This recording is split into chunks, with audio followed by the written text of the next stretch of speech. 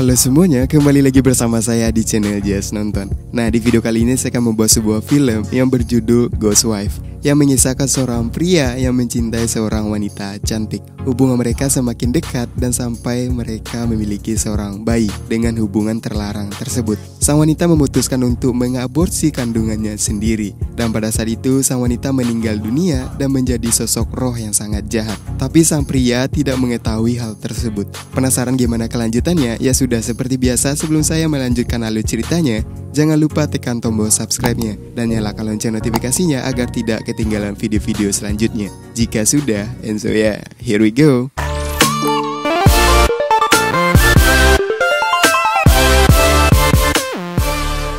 Film diawali dengan seorang biksu yang sedang mengusir sebuah roh jahat dari tubuh seorang wanita yang di kepalanya nampak dililitkan sebuah benang berwarna putih. Sang biksu membacakan sebuah mantra dengan sesekali mengetuk gentong. Cara ini dilakukan biksu untuk mengusir roh jahat tersebut. Nampak wanita itu seperti kesakitan. Gambaran ini membuktikan bahwa ini adalah film horor. Dan inilah Ghost Wife. Seorang gadis yang bernama Nats bersiap untuk memasuki sekolah di tahun ajaran yang baru. Nats pun bergegas untuk pergi ke sekolah menggunakan transportasi umum. Ia pun menunggu di sebuah halte sendirian. Di waktu yang bersamaan seorang pria datang menghampirinya. Pria yang bernama Matt ini adalah satu sekolah dari Nats, yang sekarang ia berada di kelas akhir, atau bisa disebut pria ini adalah kakak kelas dari Nat. Kemudian Matt pun mencoba untuk berkenalan dengan Nat dengan melontarkan pertanyaan dari mana Nat berasal. Dan ia pun menjawab bahwa ia berasal dari sebuah desa yang sangat terpencil. Dan ini adalah baru pertama kali ia mengunjungi sebuah kota besar dan juga bersekolah di sana. Bus yang mereka tunggu tidak kunjung muncul dan waktu sudah menunjukkan pukul 7. Matt pun mengajak Nats untuk pergi menggunakan sebuah taksi agar sampai ke sekolah lebih cepat. Sesampainya di sekolah, Nats pun berterima kasih kepada Matt yang telah mengajaknya untuk pergi menggunakan taksi. Dan Matt pun juga membayar taksi tersebut. Karena Nats yang tak enak hati, ia pun membalas budi Matt dengan membayar uang ganti rugi taksi tersebut kepada Matt. Ketika berpisah ke kelas yang berbeda, mereka saling pandang satu sama lain. Mungkin ini gambaran bahwa di antara mereka sudah memiliki rasa cinta, atau bisa disebut jatuh cinta pada pandangan pertama. Ketika di jam istirahat, Nats yang duduk berduaan bersama temannya dihampiri oleh Matt yang membawakan sebuah cemilan dan minuman untuk Nats. Ketika Nats dan Matt bertemuan di sebuah lorong kelas, Matt memasangkan sebuah handset kepada Nats untuk mendengarkan lagu yang diputarnya. Dan pada saat semua kelas usai, mereka pun pulang bersama. Ketika Nats yang sudah di rumah, ia ditelepon oleh Matt. Ia sekarang berada di kosannya Nats. Menyadari hal tersebut, Nats pun bergegas untuk pergi ke bawah menemui Matt yang sedang menunggunya. Kayaknya Matt benar-benar suka dengan wanita ini. Kemudian Matt pun ingin mengajak Nats untuk belajar bersama, atau Matt akan menjadi guru pribadi buat Nats. Pada saat mereka belajar bersama, Nats sedikit risih ketika tetangganya selalu melihat ke arah mereka berdua. Kemudian Nats pun mengajak Matt untuk melanjutkan pelajaran ke kamarnya. Di sini hubungan mereka pun dimulai. Hari-hari mereka lalui seperti pasangan yang baru saja dimabuk asmara. Suatu hari, Matt pun mengunjungi kekasihnya itu yang sedang berada di kosannya sendirian. Ia bilang bahwa Matt sangat merindukannya. Nats yang sedang menelpon bersama ibunya selalu diganggu oleh Matt. Karena kesal, Nats pun menyuruh Matt untuk diam. Matt yang berdiri di depan Nats, bajunya tersengaja ditarik oleh Nats yang membuat mereka terjatuh di tempat tidur. Setelah itu, mereka pun melakukan hal yang tak terduga. Keesokan harinya di sekolah, Nats yang sedang mengikuti pelajaran di kelas dipanggil oleh seorang guru untuk pergi ke kantor. Sesampainya di ruangan guru, Nats pun kaget karena di sana sudah ada Matt yang sedang duduk di depan ruangan, serta seorang ibu yang keluar dari ruangan guru. Dan ternyata ibu ini adalah orang tua dari Matt. Ibunya tersebut memarahi Nats karena ia sering mengajak Matt untuk pergi ke kosnya Nats. Matt pun membantah hal tersebut bahwa itu bukan seperti yang ibu pikirkan. Kemudian Matt pun membawa Nats untuk pergi dari sana.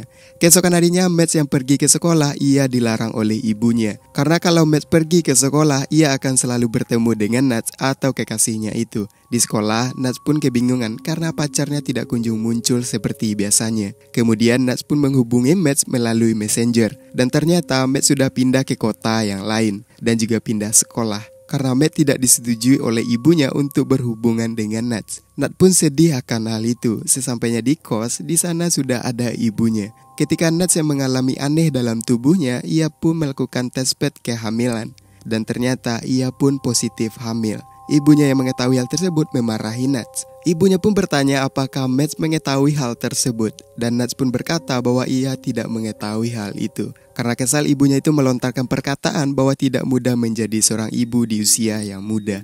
Pernyataan tersebut dilontarkan karena ibunya sendiri adalah juga seorang janda.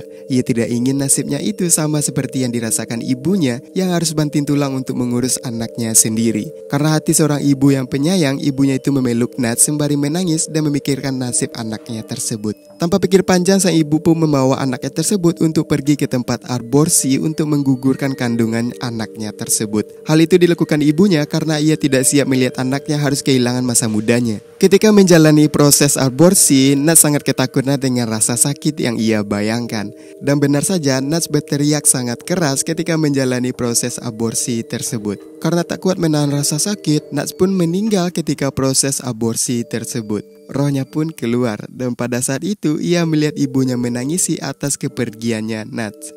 Nats sepertinya memegang janinnya sendiri di sana. Kemudian di kosnya Nats, salah satu dari tetangga mereka menceritakan bahwa Nats sudah meninggal, tapi mereka tidak mengetahui apa penyebab meninggalnya Nats. Kemudian satu persatu dari mereka meninggalkan tongkrongan karena ketakutan.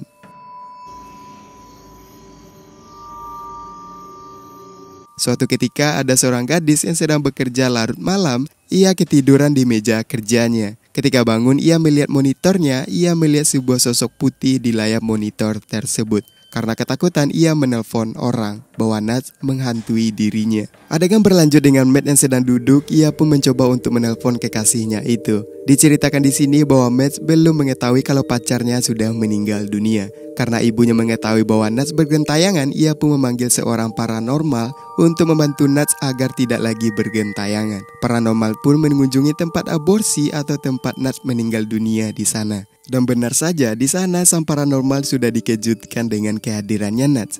Kemudian sang paranormal pun memulai aksinya dengan membaca sebuah bacaan untuk memindahkan arwahnya Nats. Namun Nats menolak hal tersebut dan ia juga menyerang si paranormal tersebut. Sang paranormal pun pergi dari sana dengan ketakutan dan dia tidak mau melakukan hal itu lagi. Adegan berlanjut dengan Matt membohongi bibinya untuk pergi bersama teman-temannya untuk berkemping. Padahal Matt di sini ingin mengunjungi sang pacar yaitu Nats. Dan sang bibi pun menyetujui kepergiannya Matt. Di sisi lain, penghuni rumah kos-kosan tempat Nats dulu tinggal komplain kepada pemilik kosan bahwa hantunya Nats selalu bergentayangan di sana. Kalau tidak segera diusir, mereka bersama sepakat untuk pergi dari kosan tersebut. Dan pemilik kosan pun memanggil seorang paranormal untuk mengusir rohnya si Nats. Di sana paranormal pun memulai aksinya dengan menaiki ruangan demi ruangan untuk merasakan kedatangannya roh dari Nats. Ketika sesampainya di sebuah lorong, sang paranormal melihat sebuah kereta bayi. Dan ternyata di dalam kereta tersebut bukanlah seorang bayi. Paranormal pun dengan gagahnya memasuki kamar yang pernah dihuni oleh Nats. Di sana ia bertemu dengan sosok dari Nats. Dengan kekuatan yang diberikan oleh sang paranormal, ia juga tidak mampu melawan roh dari Nats tersebut. Ia pun juga tidak mampu melawan roh dari Nats tersebut. Karena ketakutan, ia pun pergi dari sana.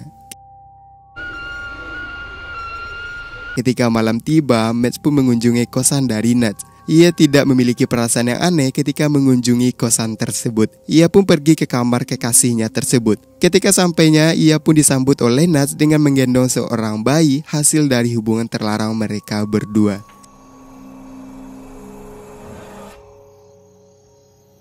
Sampai di sini Matt tidak mengetahui bahwa Nats sudah meninggal atau Nats sekarang adalah sesosok hantu. Matt pun senang akan hal itu, melihat anaknya dan pacarnya itu. Mereka pun menghabiskan malam bersama di sana. Ketika di pagi hari, Matt pun mengajak Nats untuk pergi sarapan di luar. Namun Nats menolak hal tersebut dan ia ingin berdiam saja di dalam kamar bersama anak dari mereka.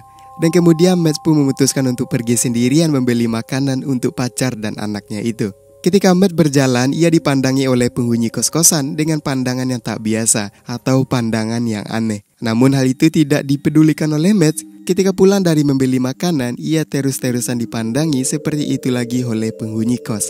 Ia merasa heran akan hal tersebut. Sampai ketika seorang wanita menghampiri Matt bahwa ia ingin mengatakan sesuatu. Tapi itu tidak jadi karena sang wanita terlalu lama untuk membuka pembicaraan. Ketika sampai di kamar, Matt mengatakan bahwa penghuni kosan sangatlah tidak ramah kepada dirinya. Dan ia menganggap karena itulah Nats tidak mau untuk keluar kamar.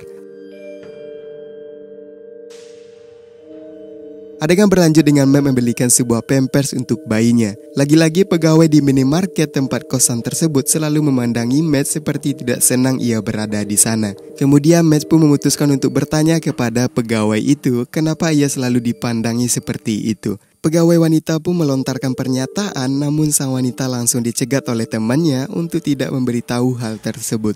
Kemudian Matt pun memutuskan untuk pergi dari sana dan kembali ke kamarnya. Di sana Matt mengatakan kepada Nats bahwa ia ingin menikahi Nats dalam waktu dekat.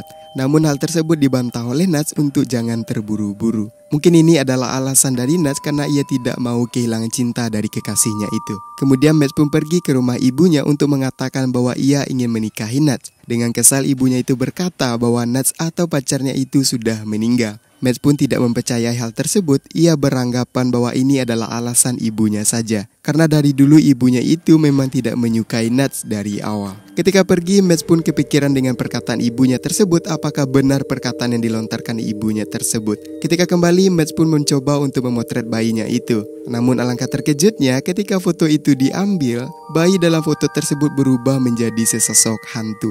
Menyadari hal tersebut, Nats pun berkata kalau ia ingin memotret bayinya, ia harus bilang terlebih dahulu kepada Nats. Akhirnya mereka pun foto bersama di sana. Adegan berlanjut dengan beberapa pemuda penghuni kosan di sana sudah tidak tahan lagi dengan gentayangan hantu dari Nats. Beberapa dari mereka pun berencana untuk pergi memanggil seorang biksu yang dikabarkan biksu tersebut sangatlah kuat untuk mengusir roh jahat. Sesampainya di sana mereka pun memohon kepada biksu tersebut dan menceritakan apa yang terjadi kepada kosannya mereka. Akhirnya sang biksu pun mau untuk pergi ke tempat mereka. Dan sesampainya di sana sang biksu pun berkata bahwa mereka harus menunggu di luar saja sampai biksu itu selesai melakukan ritualnya. Di sisi lain, Nats mengetahui bahwa ada sosok bisu yang datang untuk menghampirinya. Ia menyuruh Matt untuk keluar dan membawa bayinya tersebut. Ketika sang biksu memulai aksinya, ia dikejutkan dengan beberapa pintu di sana bergerak dengan cepat sendirinya. Sang biksu tanpa rasa takut, ia pun membaca mantra dan seketika pintu pun tertutup dengan sendirinya. Namun ada satu pintu yang tidak tertutup. Kemudian sang biksu pun memasuki pintu tersebut dan sang biksu langsung disambut oleh rohnya Nats. Ketika biksu itu diserang, ia mampu melawan roh jahat dari Nats. Karena Nats yang sudah kalah dalam pertandingan, ia pun memohon kepada biksu untuk tidak mengusirnya dari sana. Sang biksu pun kemudian melilitkan sebuah benang berwarna putih. Tak beberapa lama, Matt pun datang. Ia kaget dengan apa yang terjadi kepada istrinya. Sang biksu menyuruh Matt untuk membaca sebuah ayat suci kepercayaannya agar Matt dapat melihat sosok Nats yang sebenarnya. Dan Matt pun terkejut atas apa yang ia lihat. Kemudian ia pun pergi dari sana dengan perasaan yang masih tegang. Seakan-akan ia tidak percaya akan hal ini. Ia pun memutuskan untuk kembali ke tempat itu lagi. Ketika di perjalanan, ia ditabrak oleh sebuah mobil. Dan Matt pun juga meninggal di sana.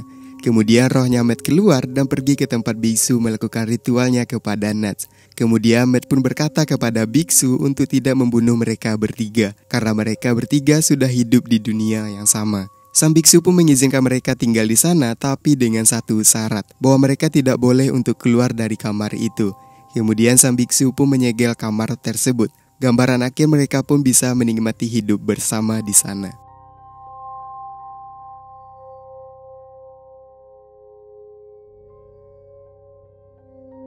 Seperti itulah alur cerita dari film Ghost Wife. Ending yang terlalu dipaksakan menurut saya. Ketika di akhir cerita sang pria harus juga meninggal dan menjadi roh dan hidup bersama. Terlalu dipaksakan gak sih? Udah amat lah. Sutradara selalu membuat penonton memperdebatkan sebuah film. So, bagaimana pendapat kalian? Jangan lupa tinggalkan komentarnya. Dan yang belum subscribe, jangan lupa tekan tombol subscribe-nya agar channel ini bisa berkembang dan memberikan konten-konten yang lebih menarik. Saya Judi Sewan undur diri dan sampai jumpa di konten selanjutnya.